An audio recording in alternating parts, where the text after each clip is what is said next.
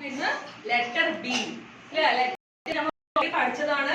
പക്ഷെ നമ്മൾ text exam start ചെയ്യാൻ പോണത്. അതിന് നമുക്ക് റിവൈസ് ചെയ്യാം. സൗണ്ട് എന്താണ്? ബ. ഏന്റെ സൗണ്ട് അ ബ.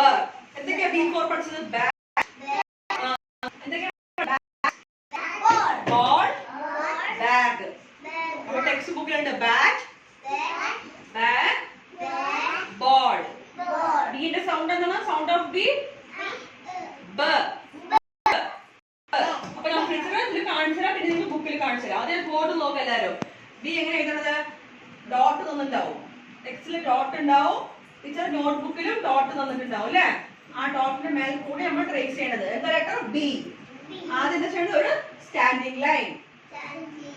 ആദ്യം എന്താ ചെയ്യേണ്ടത്? Standing line. സ്റ്റാൻഡിംഗ് പിന്നെ എന്താ? ഇതുപോലെ ഒരു കേർവ്ഡ്. എന്ത് ലെറ്റർ ആണ്? ബി. ബി പറയാ. ബി. ആദ്യം ചെയ്യേണ്ടത് ആദ്യം സ്റ്റാൻഡിംഗ് ലൈൻ. പിന്നെ ഇതുപോലെ. ഇത് ലെറ്റർ ഡി. Standing line.